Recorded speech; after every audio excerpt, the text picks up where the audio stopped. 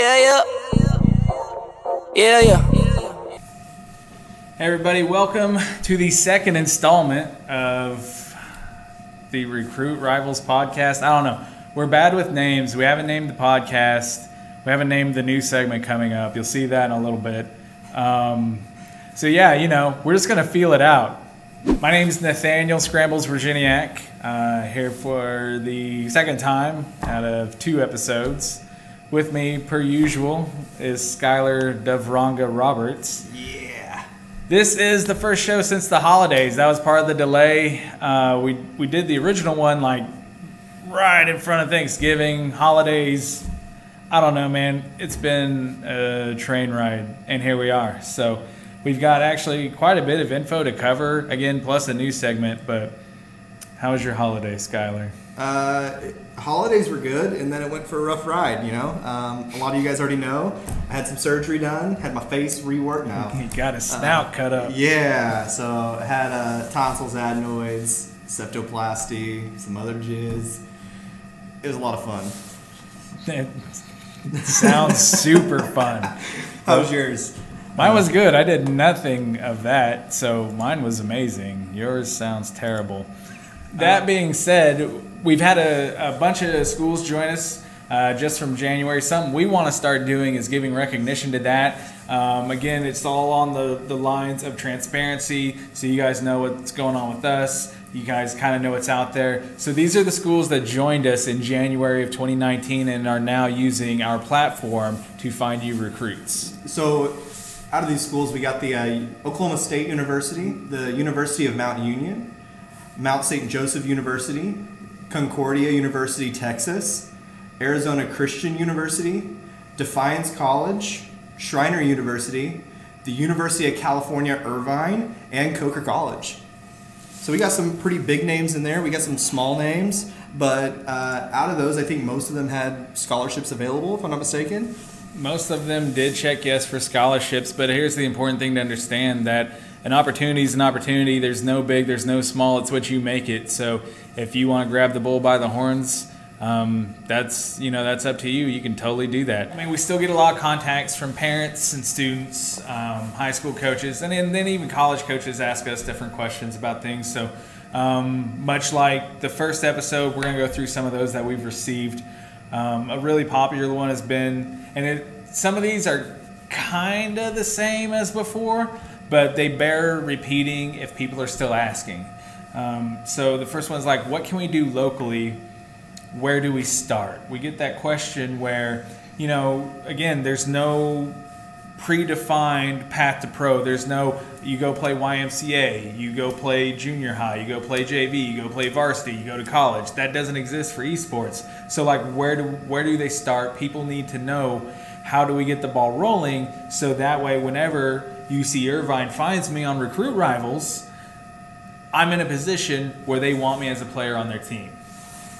So there's lots that you can do to start. The first is being competitive. You have a dream. You want to go to UC Irvine. You want to go to Coker College. You got to be competitive in your current scene. So there's different leagues out there for high schools. You have Play VS, for instance, which has secured tons and tons of funding to literally put esports into high schools. You also have other minor leagues and community leagues that you can join and compete in, like Get Wrecked, for instance, and the GRLCS. And there's others like that in your area. You just have to go out and seek them. Yeah, there's different things that you can use. Obviously, you can like Google esports and like put your location in. Battlefy will host tournaments. There's a website called Tournament that you can look into to try and find those. A lot of those are like one-off things. A lot of the coaches do try to like kind of recommend like an organized situation where it's like a week-over-week competition, LCS style. So if you need help locating one of those, let us know. And honestly, like, it doesn't even really need to be, local unless there's a LAN requirement, meaning a LAN requirement means like you would go in person, like either week to week you go to a certain location in person to play, or a lot of them are you play online through the regular season and then you go to a LAN in person for finals. Again, we reference Get Wrecked a lot and what they do because that's what's familiar to us here in Oklahoma.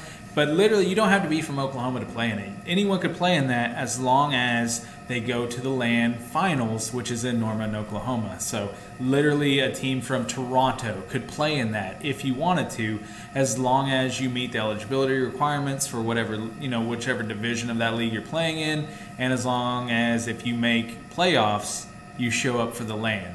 The rest of it's online. So literally anyone could do that. We still get a lot of questions about viability as well. And we can sit here and we can spit the dollar amounts at you, at the professional level. But at the same time, if you look just statistically speaking, becoming a pro in esports is incredibly hard to do. And we're going to be upfront and honest about that. Like, it's not a vehicle to become, the next Faker, which is the Michael Jordan of esports.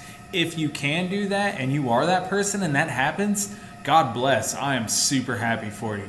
But like, realistically speaking, probably not the case. So whenever people ask me how viable it is, I'm like, it's super viable, because that's not where I'm pointing people.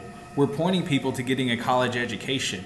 It is so viable to use this as a vehicle to get into a good school with a good education, graduate, get a good job, and set yourself up for life.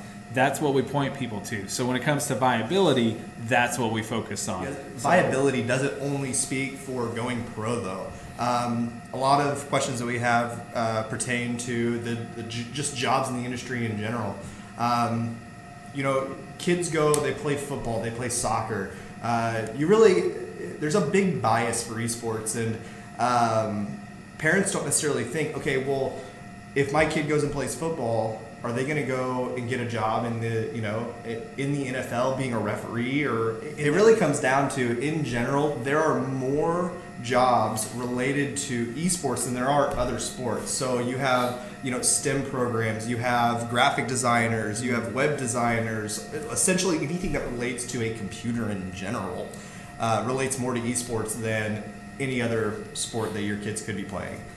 Yeah, 100%. And I do know there are some military institutions that technically aren't on the platform yet, but they do have esports programs. Highly translates into a lot of what the military does these days. The Army is seeking kids that have played esports, because you look at the military today and they're seeking people that are going to be staying here in the States, flying drones behind, a closed door. Those people directly relate to esports. It's playing a video game, but a little different. There are a lot of transferable skills that companies, military, things like that they look for, and it's a great way to develop those from an early age when you won't have access to the things that they actually use anyways. All right, so to kick off our coaches segment, we're going to be bringing on Justin Bragg. He's the coach of the Illinois College League of Legends team in Jacksonville, Illinois. Justin, welcome. And if you like, go ahead and just kind of tell us about your program and give us the deets on Illinois College. Sure. So we are in Jacksonville, Illinois, about 30 miles west of Springfield, Illinois. We started in the fall of 2018. So this is our second year in existence. We have 2 League of Legends teams, 1 varsity, 1 academy. And we have a dedicated space to play all our games. We have a sponsorship with iBuyPower. They got us all of our computers, our keyboards, our mice, our gaming chairs, all that. It's awesome. And we're also offering scholarships for League of Legends as well. So, and we were talking before, you guys actually have a dedicated space for your esports team, right? That is correct. So we were talking prior, and currently spring of 2019 is booked up for you guys, but you have some opportunities coming up in the fall. What does that look like for you? So we offer around 10 scholarships per year up to this point. And so right now we have a bunch of students who are interested, but none have fully committed yet. So all 10 scholarships up still, and that's kind of where we're at right now. Gotcha. And that's actually a word that we've used before in our podcast and like just different communications with parents and kids, is to just kind of be on the lookout and just notice exactly what type of opportunity is available. So in this scenario with Illinois College, you guys are a varsity program. You have a dedicated esports arena that offers 10 scholarships for League of Legends, right? Yeah, that's right. So currently, like I know you have two teams. Like what are the ELO averages for those teams? So our varsity team right now is a Diamond 3 average, and our academy team is a Plat 1 average. Gotcha. So let's say, I'm a recruit at home and I'm watching the podcast. I hear Justin Bragg on here and he's saying some stuff that I want to hear. I want to go to school in the fall. And all of a sudden, Illinois College blips on my radar. Let's say I'm Gold 2 and I want to start making moves. I want one of those spots. What do I do today to put myself in position where Coach Bragg takes notice of me? So a high GPA is really nice. Since we have a requirement for the scholarships, the better you do in high school, it usually translates to doing well in college as far as grades are concerned. So that's one thing we look for. And then mechanics with whatever videos are put on the recruiting site. Those are the two things we're really looking for. Contact information is actually really important if you want to make a profile for a recruiting site. Because no matter how good you are at any game you play, coaches won't be able to contact you if you don't put an email or phone number on there. Oh, we definitely feel that, especially on our platform when kids don't put information. It's like, oh my goodness, what are you doing? There's no way anybody's going to be able to contact you if you don't put, a phone number, an email, a Discord, username or tag. And from the parents, a lot of parents have issues with their high school students or even middle school students playing video games. Moving up to the collegiate space and now being able to get scholarships for playing video games and playing in esports, how do you make sure your students separate a gaming life balance or a gaming education balance?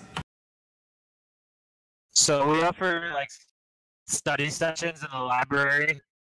So if they need to do a group study session before a test or a quiz or even before classes, we have times where like only sports teams will have this group in the library and they can all go study together. And so that's outside of our practice hours, and that hopefully helps them, study for those tests and get better grades overall. So you guys have a team culture there that extends beyond just when, they're on the Rift, just when they're playing League of Legends. You guys actually go out, you encourage them to do activities together. And do you guys as a team actually, do you as a coach say, hey, on Thursday, we're going to go, play basketball, or do you put those activities together? Or is this just something that the students have done themselves? We didn't do it regularly last semester. We're hoping to do it more regularly this next semester, though. There's a few times where we went out and played volleyball as a team together and go out for team dinners and stuff like that. So that's probably like twice a month that happened last semester. We're hoping to do a little more this semester. That's awesome. You guys are building a community in your school outside of just playing on the team. Okay, so again, I'm Gold 2. I start grinding my ass off, I work my way up, and I'm in a position where coaches look at me as a viable option, right? And let's say Illinois College makes me an offer and I get the exact identical offer from a suitable program that is plays in the same tournaments, has the same opportunity there financially. What makes Illinois College different? Why do I choose you? So I know a lot of the students on our team right now at Illinois College because they're getting coaching that they normally wouldn't get at any other school. The only schools that would really rival us or top of the line schools like Harrisburg, Columbia College, UC Irvine, schools like that. So I think that's one thing that sets us apart. Just the growth potential you have as a player to come here versus other schools that are our size and as far as the age and how old our program is. What about, like, academically speaking, what's Illinois College known for? Do you have like a strong science program, or I don't know, marine biology, or is there anything like that puts you guys on the map academically? I think our school is less of being well known for a certain major and rather for being able to have an eSports program and also have the major that you want. So we continuously are adding more majors to bring a different variety of students here that will help out overall throughout the college, but also through eSports as well. Gotcha. So you guys are kind of like an open book, a cultural mixing pot of degrees and different programs you can attend for. Justin, I'd like to personally thank you for being on the inaugural episode, the maiden voyage, if you will, of our Coach's Corner, Coach's Spotlight. Do we even have a name? I don't know. It'll come. We'll figure it out. But yeah, Beyond the Rift got canceled. I don't know if you caught that or not. So I'm going to pick up the mantle and give you the cutie pie. If the people want more of you or more of your program, where can they get you? Sure. So you can email me directly, my school email, justin.bragg@ic.edu. You can follow us on Twitter at ILCollegeGG, or you can follow us on Twitch at twitch.tv/ILCollege. Awesome, Justin. Thank you so much for being on the cast, and we'll holler at you later. Awesome. Thanks for having me. So we're going to start doing Coach's Corner, or whatever we're going to call it. Again, we're bad with names. By all means, out of the emails and stuff that we get, recommendations for naming things high on our list. Yeah. High priority. Be a part of our community. Help us out. There are other colleges that we're going to be bringing on. We're going to be doing this on every podcast that we can. So we just really want to thank Coach Bragg. So yeah, which these will be a lot more frequent now. If there is a university that you want to particularly see on our podcast, let us know. We'll make sure they're on here. Yeah, if that, or if you want your university on, if you're a player, a coach, a recruiter, or whatever, and you're like, hey, I want 10 minutes, hit us up. We're more than happy to get on as many people as humanly possible. So, in other good news, good news, Battlefy and Riot Games just seeded College League of Legends. What do you think about that? I mean, I think it's awesome. LPL, LCK, LEC all kicked off this week. LCS, for whatever reason, is a week behind. Thanks, Riot. I guess they're killing us. I don't know. Well, I'm an Echo Fox fan, so it's whatever. Okay, but yeah, the Battlefy just got launched, so that means the teams got seeded. Illinois College got seeded 8th in their division. In the North Division. Make sure you check them out.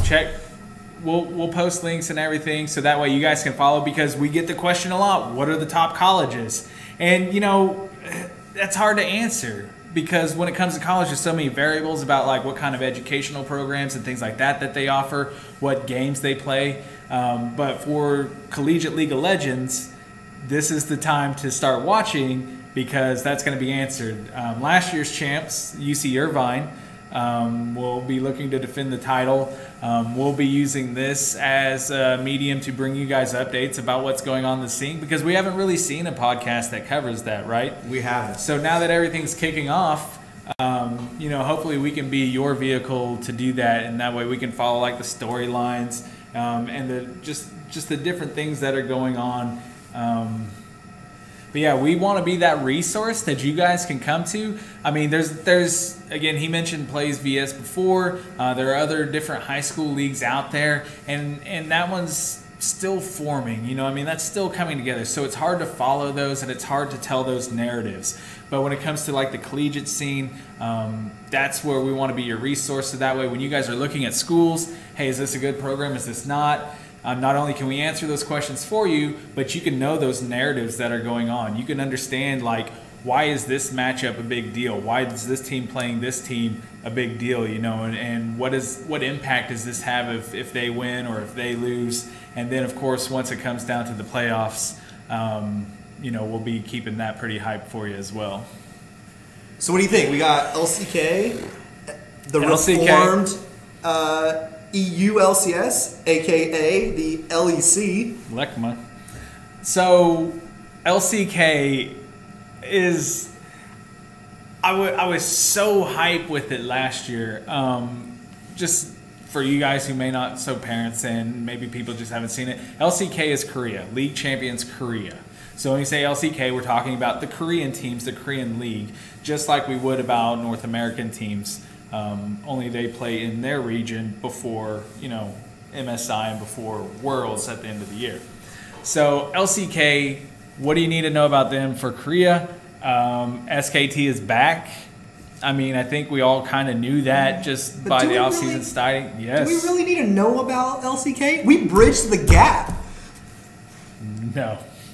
No, we didn't. We didn't. The gap exists. Oh. I get that in one meta, I get that in one window of time that other regions were able to compete. I get that at Worlds, the game didn't really play out that in such a way that our Korean overlords could just dominate. This is NA's year, bro. NA's year. No. So, but that's not, we don't know that that's sustainable. Now, if that keeps happening, if patches like 8.11 that came out and just wrecked the bot lane and wrecked the meta, if that keeps happening, I mean, so in this first week, we're seeing like a lot of Karthus jungle. We're still seeing mages bot lane. You know, we're still seeing a lot of those tri-flex picks like from Vitality and a couple of the LCK teams. Like their first 3 picks come through the draft, and you still don't know where any of those are going. So there's still a lot of stuff, which I think is really nice, and it's super fun to have that in the game, and I hope it doesn't completely die. But we didn't bridge the gap. The gap exists.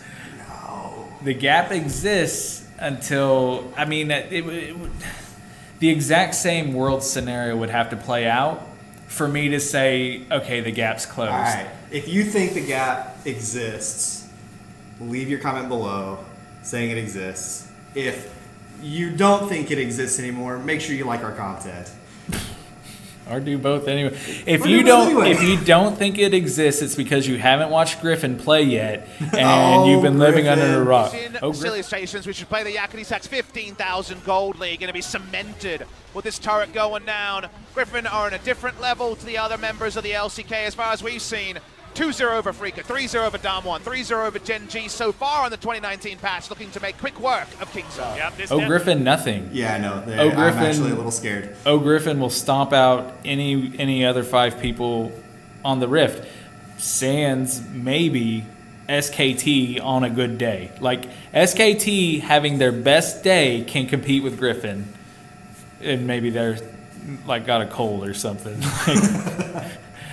It's just another level, man. It's just it's the same way Faker came out when he came out with. It's a bunch of rookies. Exactly. It's a team of Fakers, and the fact that they revolutionized the way the game's played. In Faker's inaugural game, you know, he's solo killing Ambition with Nidalee mid. Typically, a relatively weak play. Whoa, Ambition! What Faker. He's running down bot lane, double killing them. Look at this, a big tower dive. They're going to come down this bottom lane. Captain Jack the first target, and Lustboy's not going to escape either, I don't think. He's going to flash. Maybe we'll get away. No, there's the spear. A double kill for Faker.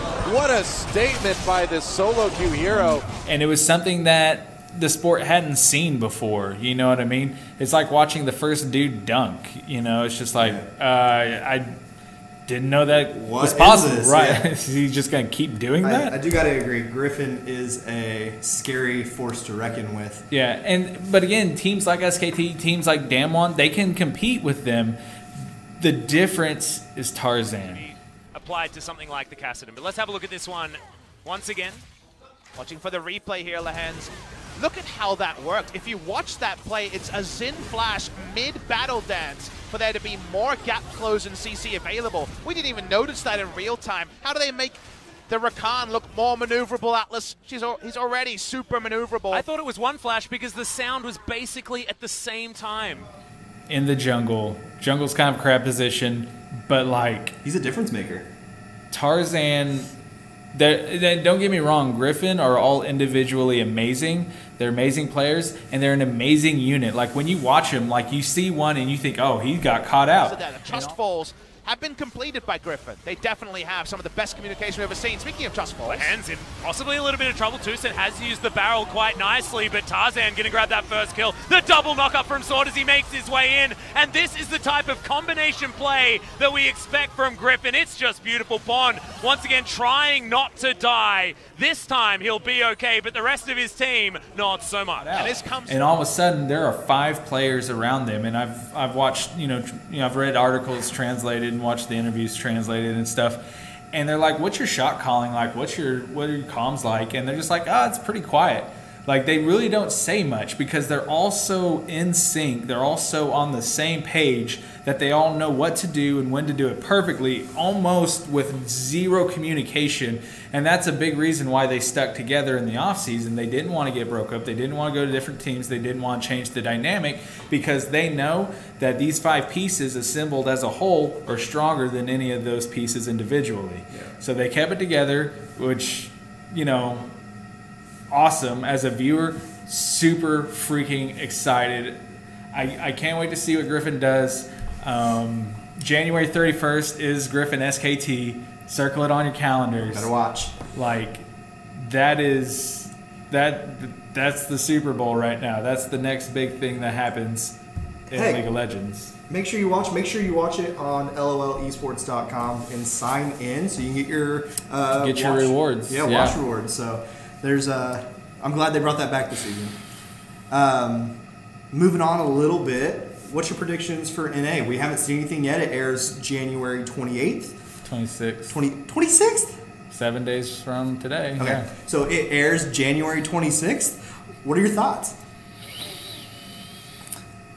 There's been a lot of moves. I want to be an NA fanboy, man, but like realistically speaking, well, are we talking about like just NA in competition with itself? Or are we talking inside about NA, just NA. Okay, just NA. I know you're an Echo Fox fanboy. Yeah, we're still gonna get crushed. God bless. I am. They lost nearly every player. Since I have the 2016 icon, by the way, so it's not like a Huni or a Dardoch thing. I actually was not a fan of Dardoch at all. And when Echo Fox signed him, I thought it was the end of the world. But to be honest, like that kid, I really think, just from what I can see from the outside in, I think that kid came a long way. And it was actually really nice to see from him. And he got just a ton of respect from the international players. So like MSI and just different international events. Dardoch got a lot of hype just in interviews with those other players from other countries. Yeah. So, I hope things go well for him. And that's really the biggest, WTF I have right now is Optic signing Meteos and signing Dardoch. It doesn't make sense. Dardoch stated, just in the midst of the crazy offseason that we had in NA, Dardoch talked about, his goals and what he wanted, and he wants to be on an international competitor. He's like, I want to be on a team that I want to go to Worlds. After all the hype that he got through the, spring and everything, last year, he's like, I want to go to Worlds. I want to compete internationally. That's his goal.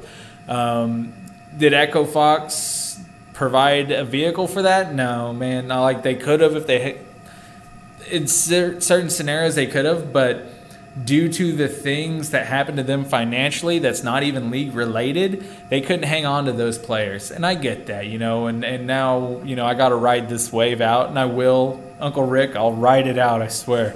But like, so Dardoch is out, and it's like, okay, get it. But then, like, he signs with Optic, and I just don't understand. They have Meteos, and are they an international competitor? Like, I just don't get it. I don't. My bold prediction going into this split, like right now, is that Dardoch ends up somewhere else. And I'm a C9 fanboy. Been a C9 fanboy since 2013. I don't have any awesome Icon supporters because I'm on my 4th account now. Quit getting them banned, dude. It's toxic shit. Shh. All right. So what do you think about TSM? I think they'll be better. I think it's super interesting that they hang on to Grigg and all of a sudden he's injured and now Acadian's starting. I think it's super interesting that Grigg and Acadian both used to play for Echo Fox at the same time. And I think it's super interesting that Dardoch is on Optic and he doesn't need to be. So it wouldn't surprise me any if by, I don't know, summer, TSM Dardoch actually becomes a thing. I mean, it should. It should for... Well, that makes the most sense. Again, there's no reason to have Optic to have Meteos and Dardoch. There's not. I agree. TSM does not want Meteos. Dardoch wants to compete internationally, and he can. On TSM. He can on TSM. He can as an individual, and he can on that team. Now, don't get me wrong. They won't get out of group stage. Well, no, but at least they'll get there. You're not wrong. So, me, C9 fan, what do you think? Downgrade mid. I think we all agree with that one. I think it's downgrade mid this year, but Niski's young. But Jensen, dude, like yeah, I get it. Oh, I get it. He DDoS'd his way into pro. I understand. Shut up. Jensen's really strong and really good. Nobody's gonna deny that. But like, even in C9's Worlds run, was Jensen the guy? Like, was Jensen the one that was the difference maker? He was solid, and that's what they needed at the time. Like right. And if Niski can fill that role, then they really don't lose that much right now. But the thing is, Niski being young, starting relatively or maybe just a little bit lower than Jensen, he could, you know, potentially grow. The ceiling could be higher for him in the next like 2 years. And if you think about it, how many rookies have came into the NALCS and totally blown people out of the water? All right. So went over C9, went over Echo Fox, went over Optic a little bit. Let's talk about the old Team Liquid, TL. I mean, I honestly hope they never win another split. Personally, Doublelift is just fucking cocky as fuck. And do you even watch do you watch the games? No. Do you even pay attention to like anything that happens? Because like literally Liquid is NA's only hope, and I'm not. No. I'm not paid by Steve. I'm not a Liquid fanboy by any means. But I mean, like, quite literally, they're it. I get it. 100T's got bang. That's great. That doesn't make them competitive internationally. No. Quite literally, our best team, they didn't have the deepest world run, but our best team upgraded in 2 spots. You're right. They're literally the NA hope. And like, it pains me to say that in the context of the NA LCS and inside of the next, 9 weeks. And then through MSI, I'll be a TL fan. And then I'll have 9 more weeks of summer where I'm like, ugh. And then Worlds will come and I'll be a TL fan because I'm always going to root for NA as a region. I'm always going to want us to do well. And they're going to be they got to be the ones to do it. They have to be. Yeah, I agree. So that's pretty much all the teams that matter anyways. I mean, it's not, but... What other teams matter? I mean, people would argue that 100 Thieves matter. So then you have other teams like Clutch Gaming, CLG. Not big on Clutch. I think CLG made upgrades. Power Evil should elevate them. I was going to say they don't matter. There are other teams in the in ALCS. We're not going to dive too deep into them. I'm glad Froggen's back. Glad Froggen's back. Who does he play for? Golden Guardians. Oh, you're smart. I know. But that's it for us today. So, Nate, you want to wrap us up? Yeah. Thank everyone. Thank all of you for watching. Thank you for using the platform, going to the website. We actually have a really big announcement about the website, how it's going to function, the way, it's like we talked about before. We want to reward people who create their own opportunities. We provide an avenue for you to find the opportunities, and then you reach out and you grab them on both sides of that fence. So be on the lookout for that. We'll do our best to communicate it through Instagram, through Facebook, through Twitter. So follow us on all those if you aren't already. Sign up so that way we have your email address so we can send out different contacts about stuff like that to you. But yeah, that's really it. That's it. All right. Well, I am Skylar DeVronga Roberts, and this is Nathaniel Scrambles Virginiak signing off from the Recruit Rivals HQ. So, good night. Yeet.